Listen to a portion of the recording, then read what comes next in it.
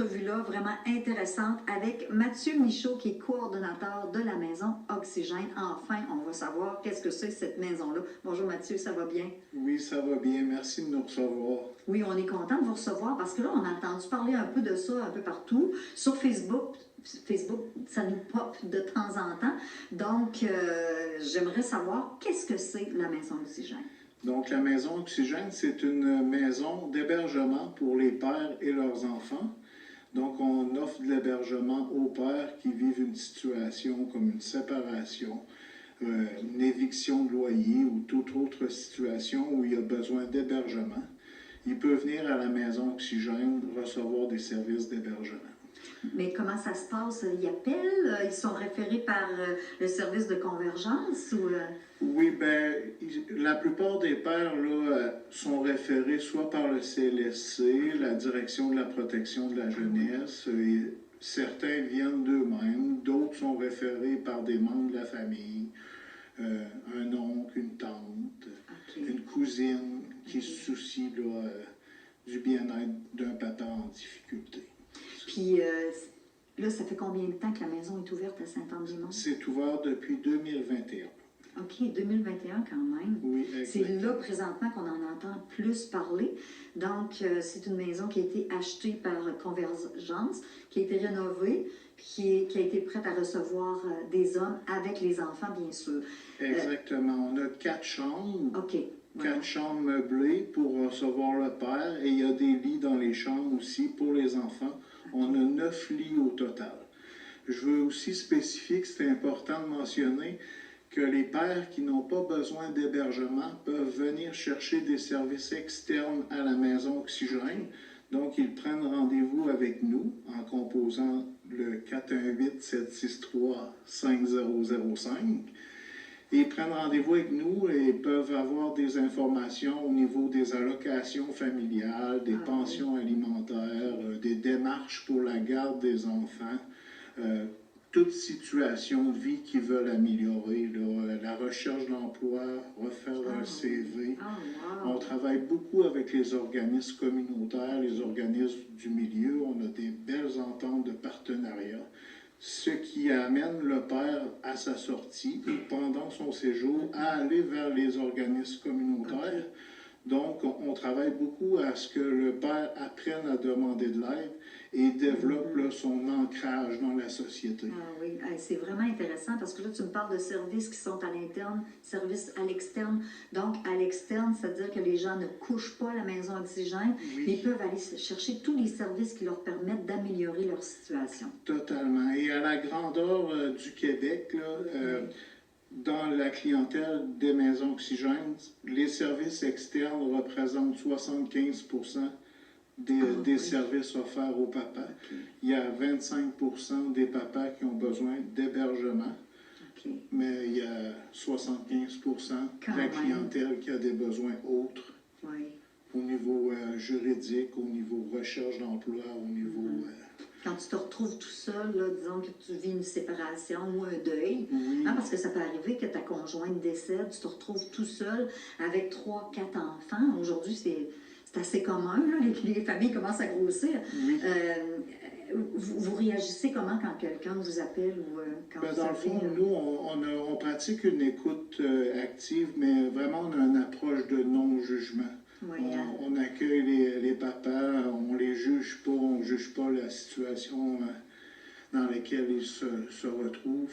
On les accueille avec bienveillance. Et à la maison Oxygène, on développe, nous, l'approche vers les solutions, l'approche vers les forces, fait qu'on valorise beaucoup le père dans ce qu'il fait de bien, plus que d'essayer de corriger ce qu'il ne fait pas bien. On essaie de revaloriser l'estime de soi, surtout, j'imagine, qui doit être beaucoup diminué. Exactement. Exactement. Parce que c'est pas toujours évident, le rôle de père, parce que souvent, là, c'est la maman qui s'occupe des enfants, de l'école, de ci, de ça. Même encore aujourd'hui, en 2023, on vit ça. Mais on sait très bien des fois que le père, il essaie le plus possible de pouvoir continuer à vivre sa vie de père avec ses enfants. Totalement. Donc, fait que oui, à la maison Oxygène, on tente de valoriser beaucoup les liens père-enfant, valoriser la paternité. faire en sorte que la génération de demain devienne Oui. des meilleurs pères engagés. Mais on en voit plein de bons pères Oui. engagés qui s'occupent de leurs enfants, qui Oui. font des sports avec eux autres, des activités, qui sortent, qui font de la musique ou autre chose. Mais c'est sûr que quand tu es pris dans une problématique où tu as de la misère à t'en sortir, ben là, vous autres, vous êtes là pour ça. Là. Exactement. Puis on invite vraiment les papas là, à se prendre en main, à ne pas hésiter. Malheureusement, beaucoup de pères attendent beaucoup trop, attendent vraiment de toucher le fond du baril. Ah ouais. On les accepte, on va les accueillir aussi. Sûr, hein? C'est juste que le rétablissement est plus long. Plus long. Mais je veux dire, on a des partages d'hommes qui ont passé une dizaine de jours dans leur voiture avant de venir nous demander de l'aide. OK. Fait qu'on voit là, vraiment que souvent, ils attendent à la dernière minute, malheureusement. Malheureusement, oui. Dans les services externes, vous pouvez calculer à peu près combien de personnes par année, ou depuis que c'est ouvert depuis 2021, est-ce que vous avez les chiffres? Cette année, on a à peu près une dizaine de papas qu'on OK. suit à l'externe. OK. Oui.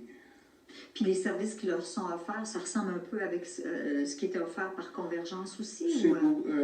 C'est beaucoup plus au niveau de l'accompagnement, au niveau là, des allocations familiales, les pensions alimentaires, les droits de garde des enfants, essayer d'augmenter les jours de présence père-enfant. Et la raison essentielle également de la maison Oxygène, qui est d'offrir un toit, mais souvent, lors d'une séparation, le père d'avoir une chambre avec des lits dans un milieu sécuritaire, encadré avec des intervenants, c'est sécurisant aussi pour l'ex-conjointe.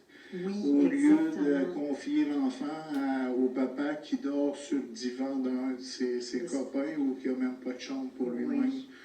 Souvent.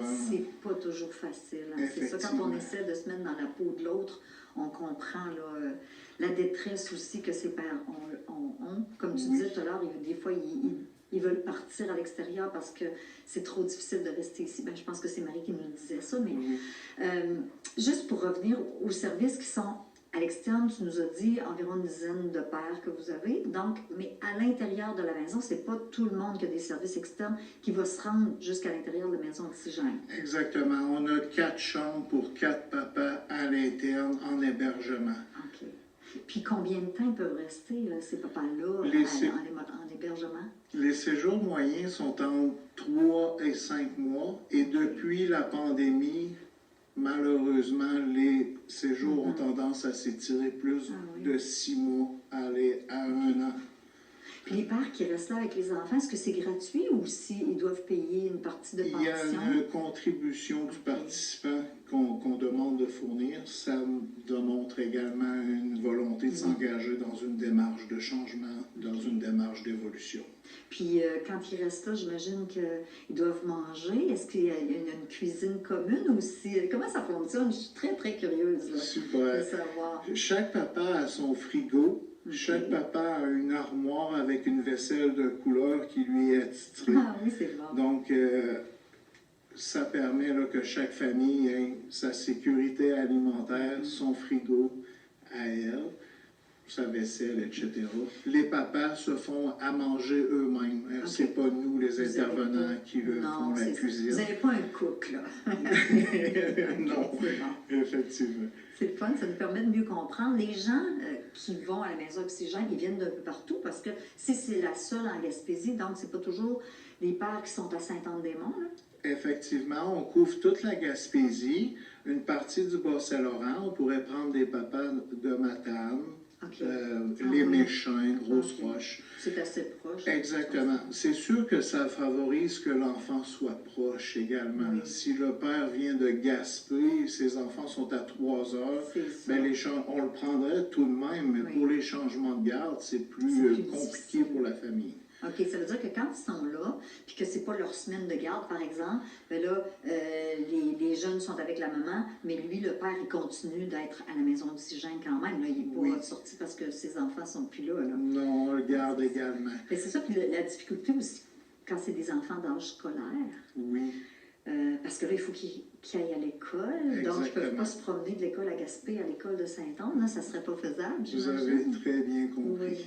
Puis au niveau de la garde, ben, disons, le papa, il a la garde de son enfant qui a 3 ans, par exemple. Il ne va pas à l'école, donc il va l'apporter dans un service de garderie ou vous avez ça sur place? Non, le papa est totalement responsable de son enfant en tout temps. Donc, on ne fait pas le service de gardiennage. S'il est à l'épicerie, il l'amène comme monsieur, madame, comme tout le s'il monde. était dans sa maison. Exactement, exactement. J'imagine que les pères qui sont passés là, ils doivent avoir un plus dans leur vie. Quand ils sortent après, là, ils sont mieux équipés. Là. Bien sûr, la plupart nous arrivent en détresse et la plupart ont augmenté leur qualité de vie à la sortie. Dans le fond, on dit que 46% des pères en maison oxygène ont présenté une détresse psychologique à la rentrée et 15% à la sortie. Donc, on peut imaginer une belle amélioration. Garder des statistiques, là, je te vois lire sur ta feuille. Là. Moi, en parlant de statistiques, une dernière question, parce qu'on est déjà presque à la fin. Comment ça fonctionne pour les subventions? Vous avez eu une subvention, je pense, du gouvernement là, qui vient de rentrer il n'y a pas longtemps. C'est une question qui serait plus appropriée de poser à Mme Hudon. Oui. Mais au niveau des statistiques, ce que je tiens à spécifier qui est très important, il y a eu 63 placements d'enfants qui ont été évités grâce au travail des maisons oxygènes, simplement en 2022-2023.